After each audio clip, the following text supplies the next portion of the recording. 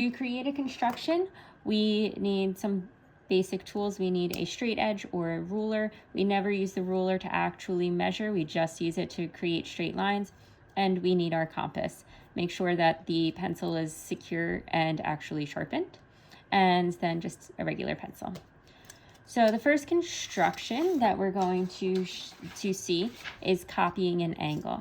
So copying an angle is helpful if they ask us to form parallel lines at any point, because having corresponding angles or angles with the same measure would tell us that we have parallel lines if these corresponding angles are congruent. But we'll get to parallel line constructions in a little bit.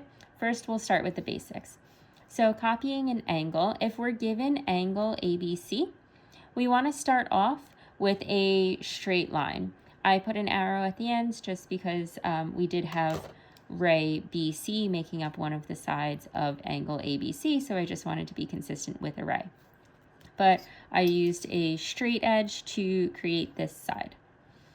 I'm going to then pick up my compass, and I want to open the compass so that the width or the radius between the point and the pencil point is wide enough that if I were to put the point on the vertex of the angle I'm copying, it intersects both sides of this angle when I draw an arc. Like so. So we have 2 points of intersection here.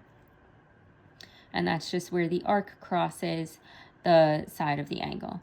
I'm going to keep this angle radius, and then I'm going to put the point on the vertex of the line that I drew, or the place where it's going to serve as the vertex, and then draw an arc from here. I think that one slipped at the end, so just going over it. There we go. All right. From here, I'm going to take the compass again and put the point on one of these points of intersection of the original angle that we're copying. And then I want to open the compass width or radius so that the pencil point intersects exactly where the arc and the side of the angle intersect. Keeping this radius, I'm going to move it down to the point of intersection on the ray that we drew.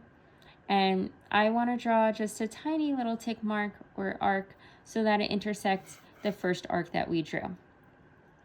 Having this distance being the same helps us because now we have a point of intersection, and I want to use my straight edge and a pencil to connect the vertex to this point of intersection. Now, sometimes on the Regents exam, they'll ask you to name it something specific like angle DEF or A prime, B prime, C prime. Whatever the case is, make sure that you are paying attention to those particulars of the questions. So I do want to make sure that we have the exact same size angle.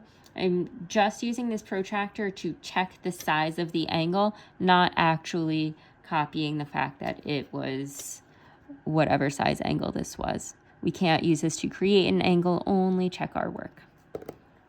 So a trick here, if your protractor is too big and the side of the angle doesn't actually extend through where the measurement marks are, you can line up your protractor, then use a ruler to extend essentially one of the sides of the angle through where it would go if the line were longer. So this looks to be about a 55-degree angle.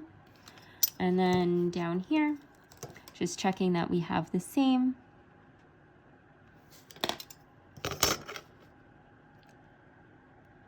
Which looks perfect.